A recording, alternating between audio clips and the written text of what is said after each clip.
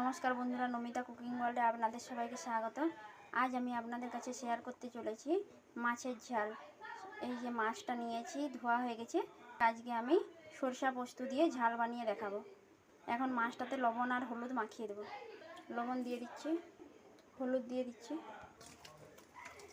মাছটায় লবণ আর হলুদ মাখিয়ে নিচ্ছি। লবণ হলুদ মাখানো হয়ে গেছে, ঢাকা দিয়ে রেখে দেবো একটু। এখন আমি মাছটা ভেজে নেব। কড়াই বসিয়ে দিয়েছি, কড়াইটা গরম হয়ে গেছে, তেল দিয়ে দিচ্ছি।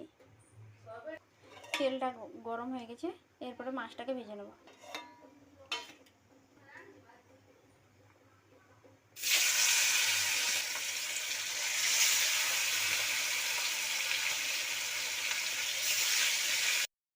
মাছটা উল্টে দিচ্ছি আমি।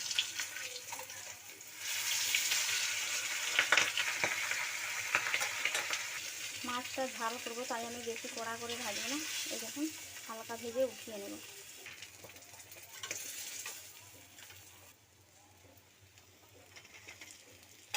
আবারও এইভাবে সব মাছটাকে ভেজে নেব। মাছটা ভাজা হয়ে গেছে, তুলে নেব।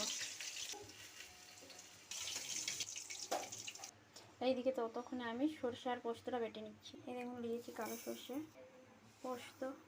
এটাকে প্রথমে আমি একটু শুকনা ঘুরিয়ে নেব। এই দেখুন, শুকনা ঘুরিয়ে নিয়েছি। এরপরে এর মধ্যে দিয়ে দেবো 2 কোয়া রসুন আর একটু টমেটো। এরপরে একটু জল দিয়ে দেবো। এই দেখুন, আমার মশলাটা বাটা হয়ে গেছে।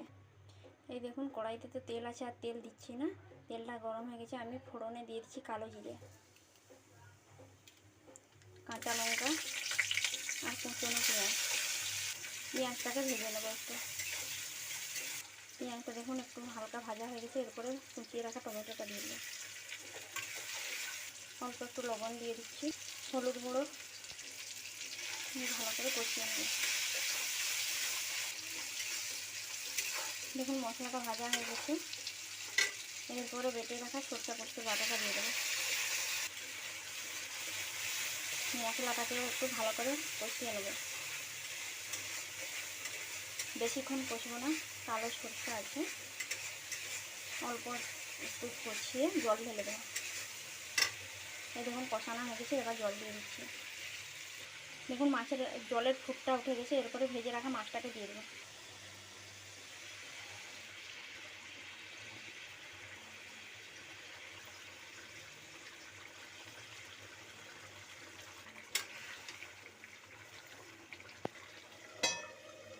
চাপা দিয়ে রেখে দেবো। ঢাকনাটা খুলে দেখে নেবো।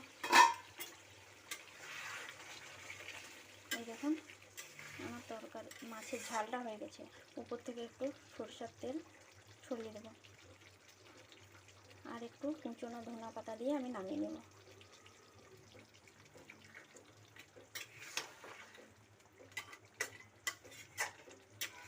দেখুন, মাছের ঝালটা হয়ে গেছে, আমি এখন নামিয়ে নিচ্ছি। এই দেখুন, কাতলা মাছের তেল ঝাল আমার রেডি। তো এই ভিডিওটি যদি ভালো লেগে থাকে, অবশ্যই লাইক কমেন্ট শেয়ার করতে ভুলবেন না কিন্তু। দেখুন কত সুন্দর কালার হয়েছে। আপনারাও এইভাবে বাড়িতে সরষে পোস্ত দিয়ে বানিয়ে দেখুন, ভালো লাগবে খেতে। ভাতের সঙ্গে, গরম গরম ভাতের সঙ্গে ভালো লাগবে।